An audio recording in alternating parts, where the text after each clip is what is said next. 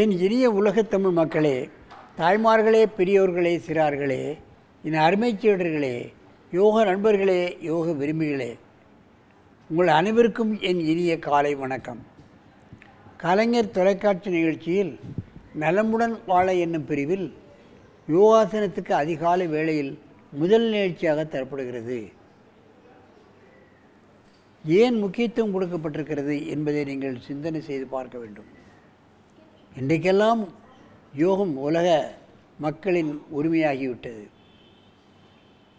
நம்மை விட உலக மக்கள் அதிகமாக விரும்புகிறார்கள். குறிப்பாக அதிலும் பெண்கள் நிறைய பேர் செய்கிறார்கள். எல்லா நாட்டிலும் செய்கிறார்கள். சின்ன தீவுகளில் கூட யோகாசன ஆசிரியர்களை வைத்து அங்கே உள்ள மக்களுக்கு சொல்லிக் கொடுத்து கொண்டிருக்கிறார்கள். அந்தமான் தீவுகளில் நம் தமிழகத்தைச் சேர்ந்தவர் தான் ஒரு ஆசிரியராக இருந்து அங்கே சொல்லிக் கொடுத்து கொண்டிருக்கிறார்கள். இன்றைக்கு நமக்கு அரங்கிற்கு வந்திருக்கின்ற யோகிராஜ் பூவேந்தர் அவர்கள் நெய்வேலியைச் சேர்ந்தவர்கள். இங்கே இருக்கும் பொழுது இந்தியாவில் கால்படாத இடமே கிடையாது. எங்கு சென்றாலும் அவர் முதல் பரிசு, சாம்பியன்ஷிப் இவர்களை தான் அடைந்து வருவார்கள்.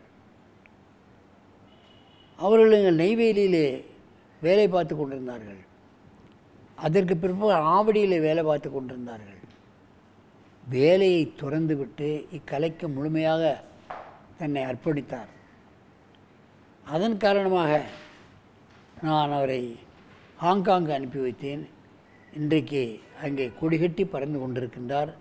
கின்னஸிலே 1500 ஆசனங்களை செய்து காட்டி கின்னஸில் ரெக்கார்டு ஆன ஒரு தமிழர் யோகாசனத்தில் இவர் தான், வேறு யாரும் கிடையாது. 41 வயது, திருமணமாய் குழந்தை உள்ளவர். அவர் இப்பொழுது பல்வேறுபட்ட அற்புதமான ஆசனங்களை, நீங்கள் இதுவரை பார்த்திராத ஆசனங்களை அவர் செய்து காட்டுவார். பார்க்க வேண்டும், நீங்களும் அவர் போல் ஆக வேண்டும் என்று நான் உங்களை விரும்பி வேண்டி கேட்டுக்கொள்கிறேன். என்னும் அருமை சீடர் யோகிராஜ் பூவேந்தர் அவர்களே, நீங்கள் யோகாசனங்களை செய்ய ஆரம்பிக்கலாம்.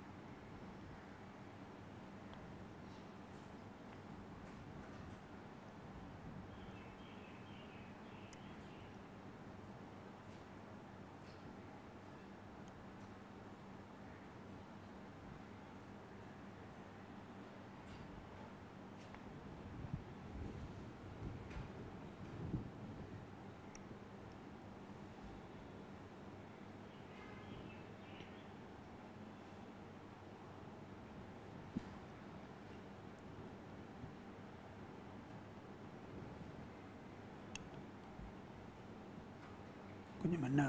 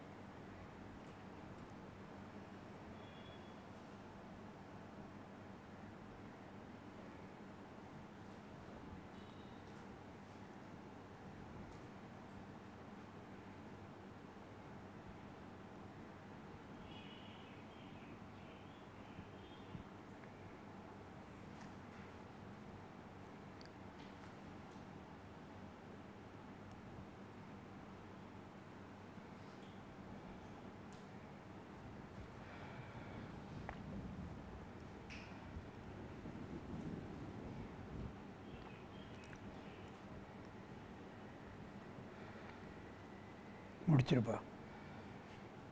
அப்படியே திரும்பி பத்மாசனத்தில் உட்கார்.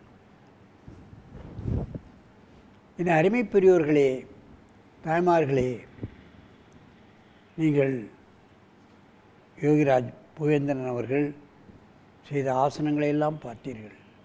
இன்னும் பற்பல அற்புதமான உலகிலே யாரும் செய்ய முடியாத ஆசனங்களெல்லாம் உலகமெல்லாம் சுற்றி அவர் உலக மக்களுக்கு கலை பரப்பி கொண்டிருக்கின்றார். இந்த கலையை தன் உயிர் மூச்சாக எடுத்துக்கொண்டு செய்து கொண்டிருக்கின்றார். ஹாங்காங் மட்டுமல்ல, உலக நாடுகளுக்கெல்லாம் இந்த கலையை கொண்டு போய் அவர் பரப்பி கொண்டிருக்கின்றார். அது நம் தமிழகத்தைச் சேர்ந்தவர்கள் என்பது நமக்கெல்லாம் பொறுப்பு ஏற்படுகிறது.